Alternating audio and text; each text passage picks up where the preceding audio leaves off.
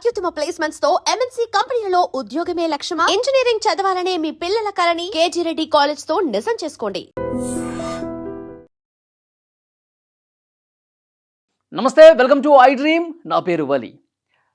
Iran, Israel, America ఈ war కొనసాగుతూనే ఉంది. ఫిబ్రవరి 28వ తారీఖున మొదలైనటువంటి ఈ వార్ ఎప్పుడు ముగుస్తుందో ఎవరికి అంతుపట్టినటువంటి విషయం కనిపిస్తోంది. ఒకవైపు అమెరికా యుద్ధాన్ని ముగించాలని చెప్పి అమెరికా ముందు ప్రతిపాదనలు వస్తే దాని మీద ఆలోచన చేస్తూ ట్రంప్ కూడా కామెంట్ చేశాడు. ఇక ఇరాన్ మీద దాడి చేసేయడానికి మాకు ఇంకా ఏ లక్ష్యాలు మిగలలేదు, అన్ని లక్ష్యాలు మేము దాడి చేసాం, ఇంకా ఒకటో రెండో మిగిలి ఉంటాయి, మేము అనుకుంటే అవి కూడా దాడి చేసేస్తాం, లేపేస్తాం, పెద్ద ఇబ్బంది ఏం కాదు, ఇంకా యుద్ధాన్ని ముగించాలా వద్దా అని చెప్పి తుది నిర్ణయం ఇక నేనే తీసుకోవాల్సినటువంటి అవసరం ఉంది, ఇరాన్ మీద ఇంకా దాడి చేయడానికి ఏమీ మిగలలేదని చెప్పి పైకి మేకపోత గాంభీర్యాన్ని డొనాల్డ్ ట్రంప్ ప్రదర్శిస్తూ ఉన్నాడు. ఇప్పుడు తాజాగా వచ్చినటువంటి గణాంకాలు ఏం చెప్తున్నాయంటే అమెరికా భయపడుతోంది. డొనాల్డ్ ట్రంప్ ఆయనకి నిద్ర పట్టట్ల. ఎందుకంటే ఇప్పటి వరకు జరిగినటువంటి యుద్ధం వల్ల పెను ఆర్థిక భారాన్ని అమెరికా మోస్తోంది, తీవ్రమైనటువంటి ఆర్థిక నష్టాన్ని చవిచూస్తుంది అమెరికా. తాజాగా వస్తున్నటువంటి సమాచారం, అమెరికా అధ్యక్షుడు డొనాల్డ్ ట్రంప్ దగ్గరికి ఆ పార్టీకి సంబంధించినటువంటి సెనేటర్లు, కొంతమంది రక్షణ మంత్రి కావచ్చు, ఆర్థిక మంత్రి కావచ్చు, వాళ్ళందరూ కూడా మీటింగ్లో చెప్పింది ఏంటంటే ఇప్పటికే మనం చాలా తీవ్రంగా నష్టపోయాం, యుద్ధం ప్రారంభమైనటువంటి 6 రోజులకే $11 బిలియన్ ఖర్చు అయిపోయాయి. $11 బిలియన్ నష్టం చూసంటే భారత కరెన్సీలో ₹1,00,000 కోట్ల పైమాటే. ఇప్పుడు ఇంకా యుద్ధం కొనసాగుతుంది, ఇంకా పెరిగినటువంటి పరిస్థితి ఉంది ఈ ఆర్థిక భారం. ఇప్పుడు వెంటనే మనం యుద్ధాన్ని ఆపాల్సినటువంటి అవసరం ఉంది. ఒకవైపు మన సైనిక నిల్వలు ఏవైతే ఉన్నాయో అవన్నీ కూడా కరిగిపోతూ ఉన్నాయి, మరోవైపు ఆర్థికంగా పెనుభారమైనటువంటి పరిస్థితి ఉంది. ఈ విధంగా యుద్ధాలు చేయడం అమెరికా ప్రజలకు కూడా నచ్చట్లేదు, మన మీద వ్యతిరేకత వస్తుంది. రేపు అక్టోబర్, నవంబర్లో ఎలక్షన్స్ కూడా ఉన్నాయి, వీటిని దృష్టిలో పెట్టుకొని వెంటనే మనం యుద్ధాన్ని ఆపాల్సినటువంటి అవసరం ఉంది అని చెప్పారు. ఇంకొక ముఖ్యమైనటువంటి ప్రతిపాదన ఏంటంటే అదనపు బడ్జెట్ కోసం, యుద్ధం వల్ల మనకు నష్టం వచ్చింది, మనం అదనపు బడ్జెట్ కూడా పెట్టాలి, దాదాపు $50 బిలియన్ సంబంధించిన అదనపు బడ్జెట్ మనకు అవసరం ఉందని చెప్పి చాలా స్పష్టంగా వాళ్ళందరూ ట్రంప్ ముందు ప్రతిపాదన తీసుకొచ్చారు. అంటే నేను యుద్ధాన్ని ఆపేస్తున్నాను అంటే ఎక్కడ పరుగు పోతుందని చెప్పి కక్కలేక మింగలేక డొనాల్డ్ ట్రంప్ వ్యవహరిస్తున్నట్టుగా కనిపిస్తోంది. ఎందుకంటే డొనాల్డ్ ట్రంప్ ఈ మీటింగ్ జరిగిన తర్వాత ఒక కామెంట్ చేశాడు, యుద్ధం ఆపటం అనేది నా చేతిలో ఉన్నది, నేను ఎప్పుడైనా ఆప్ చేయొచ్చు, ఇరాన్ మీద అన్ని లక్ష్యాలని మేము కొట్టేశాం, వాడికి తునాతురకలు చేసాం, వాటి ఎయిర్ బేస్ కావచ్చు, నౌకాదళం మీద కావచ్చు, సో అన్ని రకాలుగా వాళ్ళ అణు కేంద్రాలు కావచ్చు, అన్నీ కూడా మిలిటరీ బేస్ క్యాంపులను కొట్టేశాం, అన్నీ కొట్టేశాం, ఇంకా దాడి చేయడానికి వాళ్ళని టార్గెట్ చేయడానికి ఇంకా ఏం మిగలలేదు, మొత్తం కూడా కొట్టేశాం, మా లక్ష్యం నెరవేరిందని చెప్పి డొనాల్డ్ ట్రంప్ ఇప్పుడు చెప్తా ఉన్నాడు. కానీ దీనికి అసలు అర్థం ఏంటంటే అమెరికా భయపడుతోంది. ఎందుకంటే ఇరాన్ వదిలినటువంటి డ్రోన్లని కొట్టడానికి వాళ్ళు అత్యాధునిక క్షిపణులను వదులుతున్నారు. వీళ్ళు లక్షల్లో ఖర్చు పెడుతుంటే అమెరికా, ఇజ్రాయెల్ కోట్ల రూపాయలు విలువ చేసే క్షిపణులను వదులుతున్నారన్నమాట. సో దానికి పెద్ద ఎత్తున వాళ్ళకి నష్టం జరుగుతుంది. వీళ్ళేమో చాలా సింపుల్ ఖర్చుతో కొడుతున్నారు, అమెరికా, ఇజ్రాయెల్ మాత్రం పెద్ద ఎత్తున వాళ్ళ కోట్లలో ఖర్చు పెట్టాల్సినటువంటి పరిస్థితి ఏర్పడింది. అందుకే లక్షల కోట్ల రూపాయలు కోల్పోతుంది అమెరికా. సో ఆ భయం వాళ్ళకు ఉంది.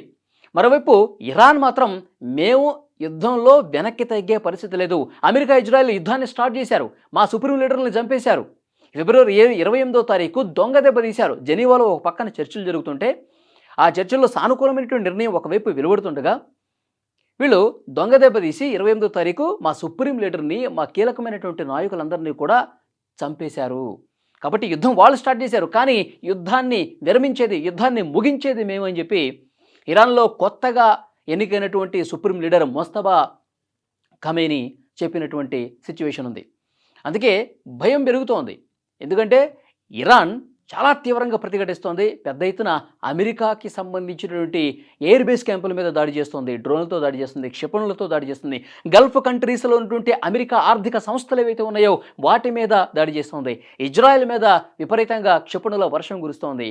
సో డెఫినెట్గా ఇప్పుడిప్పుడే తన దగ్గర ఉన్నటువంటి అత్యాధునిక ఆయుధాలు ఏవైతే ఉన్నాయో అమెరికా ఖర్చు పెట్టడం పూర్తిగా అయిపోయిన తర్వాత, ఇక అమెరికా, ఇజ్రాయెల్ నిరసించిన తర్వాత ఇప్పుడు కొత్తగా ఉన్నటువంటి ఆయుధాలు తీస్తోంది. తన పాత తరం ఉన్నటువంటి ఆయుధాలు, అసలు ఎవరు కనిపెట్టలేనటువంటి ఆయుధాలు, అసలు ఆ దెబ్బ కొడితే ఎట్లా ఉంటుందో ఊహించడమే కష్టమైనటువంటి ఆయుధాలని ఇప్పుడు అమెరికా బయటకు తీస్తోంది. దాంట్లో ఒకటి కీలకంగా చెప్పుకోవాల్సింది సీ మైన్స్. హర్ముజ్ జలసంధి దగ్గర సముద్రం లోపల పెట్టినటువంటి ఆ బాంబర్స్ ఏవైతే ఉన్నాయో, సీ మైన్స్, మనకి ల్యాండ్ మైన్స్ ఉంటాయి కదా, మరి నక్సలైట్లు అడవుల్లో టార్గెట్ చేయడం కోసం భూమిలో అమరుస్తారు మైన్స్. అట్లా సముద్రంలో పెట్టేటువంటి సీ మైన్స్ బాంబులు, సముద్రపు బాంబులు అంటారు, వాటిని విపరీతంగా హర్ముజ్ జలసంధి 33 కిలోమీటర్ల ప్రాంతం ఏదైతే ఉందో అక్కడ అమర్చింది ఇరాన్. ఇప్పుడు అటు నుంచి ఎవరైనా సరే తమ మాట కాదని వచ్చారో వెంటనే పేల్చేస్తామని కూడా చెప్పారు. సముద్రం లోపల తిరిగే డ్రోన్లు కూడా అమర్చారు. కాబట్టి హర్ముజ్ జలసంధి అనేది చాలా కీలకంగా మారింది ప్రస్తుతం. చమురు ఉత్పత్తి పూర్తిగా ఒకవైపు ఆగిపోతుంది, మరోవైపు చమురు నౌకలు హర్ముజ్ జలసంధి దాటడానికి ఇబ్బంది పడుతున్నటువంటి నేపథ్యంలో మొత్తం ప్రపంచం ఆర్థికంగా కుదేలయ్యే పరిస్థితి ఏర్పడింది. చమురు అనేది అవి వెళ్ళకపోతే చాలా దేశాలు ఇబ్బంది పడే పరిస్థితి ఉంది. సో దానివల్ల ప్రపంచ ఆర్థిక వ్యవస్థ కుంటుపడే అవకాశం ఉంది. కాబట్టి ఈ భయం అమెరికా మీద ఉంది. ఎందుకంటే చాలా దేశాలు అమెరికాని ఒత్తిడి తీసుకొస్తామని అమెరికా మీద, యుద్ధం ఇక ఆపండి, ఇక ప్రకటన చేయండి అని చెప్పి మొత్తుకుంటున్నటువంటి పరిస్థితి ఉంది. సో డెఫినెట్గా అమెరికాకైతే ఈ యుద్ధం చరిత్రలో ఎప్పుడూ మిగల్చినటువంటి ఒక తీరని నష్టాన్ని మిగిల్చినటువంటి సిచ్యువేషన్ ఉంది. 1,00,000 కోట్లు 6 రోజులు అయిపోయినాయి. ఇప్పటి వరకు చూసుకుంటే ఇంకొక 1,00,000 కోట్ల వరకు ఖర్చు అవుతుంది. ఇంకా ఆ గణాంకాలు రావాల్సినటువంటి అవసరం ఉంది. ఈ యుద్ధం మాత్రం పైకి మేమే గెలిచాము, ఇరాన్ని మేము దెబ్బ కొట్టేశాము, ఇరాన్ కోలుకోవడానికి కొన్ని సంవత్సరాలు పడుతుందని చెప్పి అమెరికా, ఇజ్రాయెల్ ప్రకటించుకుంటున్నప్పటికీ కానీ తీవ్రమైనటువంటి ఆర్థిక నష్టం చూసింది అమెరికా. అమెరికా కూడా చాలా ఇబ్బందికర పరిస్థితుల్లో ఉంది. యుద్ధం ముగించాల్సినటువంటి గత్యంతరం ఏర్పడింది. అందుకే ట్రంప్ ఇప్పుడు ఇలాంటి ప్రకటనలు చేస్తున్నట్టుగా తెలుస్తుంది. కానీ మరి ఇరాన్ ఏ మేరకు ఒప్పుకుంటుంది? ఇంత తీవ్రంగా తమ సుప్రీం లీడర్ని కోల్పోయి తీవ్రమైనటువంటి మొత్తం ఆ సైనికుల్ని, ప్రజల్ని కోల్పోయినటువంటి ఇరాన్ ఏ విధంగా యుద్ధాన్ని ముగిస్తున్నామంటే దాన్ని ముగించే పరిస్థితి ఉంటుంది? ఈ యుద్ధం ముగించాలంటే ఇరాన్ ఎలాంటి డిమాండ్స్ పెడుతుంది?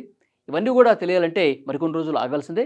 కానీ ఇప్పటి వరకు అందుతున్నటువంటి ఇన్ఫర్మేషన్ అమెరికా చాలా తీవ్రమైనటువంటి ఆర్థిక భారాన్ని జరిగినటువంటి సిచ్యువేషన్ అయితే కనిపిస్తోంది.